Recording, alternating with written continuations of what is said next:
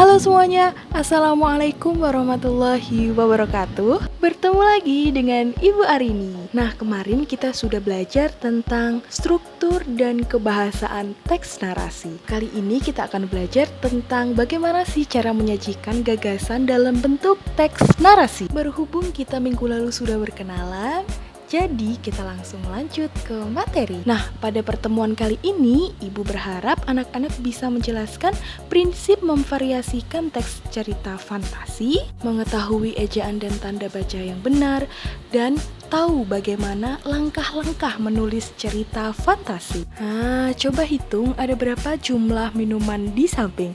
Iya benar, ada 3, seperti hal-hal yang harus diperhatikan dalam membuat sebuah teks imajinasi. Apa saja sih hal-hal yang perlu diperhatikan dalam membuat teks imajinasi? Yang pertama ada unsur intrinsik, yang kedua struktur teks, dan yang terakhir unsur kebahasaan teks. Nah, untuk unsur-unsur intrinsik ada judul, tema, tokoh utama, penokohan, latar, sudut pandang, gaya bahasa, dan amanat. Nah, kemarin kita juga sudah belajar tentang struktur teks dan unsur kebahasaan teks. Selanjutnya kita akan membahas tentang prinsip memvariasikan teks cerita fantasi. Nah, jika kita punya sebuah pengalaman yang bagus, kita bisa membuat sebuah teks cerita fantasi melalui pengalaman itu dengan cara yang pertama, kita mengembangkan kejadian yang telah dialami dengan imajinasi kita.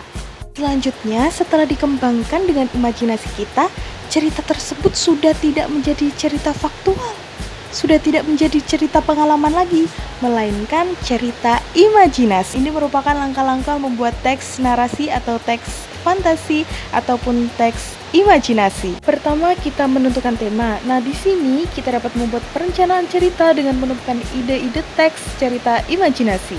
Ide cerita tersebut dapat diangkat dari pengalaman nyata, tetapi harus dipadukan atau dikembangkan dengan imajinasi atau hayalan kita. Sehingga cerita yang akan dihasilkan merupakan sebuah cerita imajinasi, bukan cerita faktual. Selanjutnya, kita membuat kerangka cerita.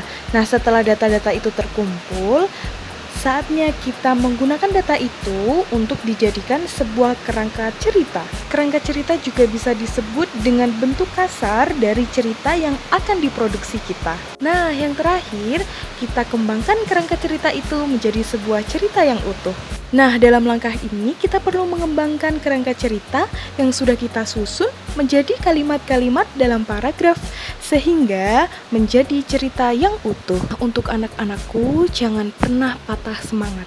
Karena apa? Karena masih banyak yang harus kamu raih, terutama adalah membanggakan kedua orang tuamu dengan cara meraih kesuksesan dengan baik. Terima kasih untuk anak-anakku semua yang sudah menyimak dengan baik.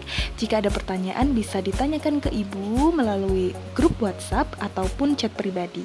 Sampai bertemu di video selanjutnya.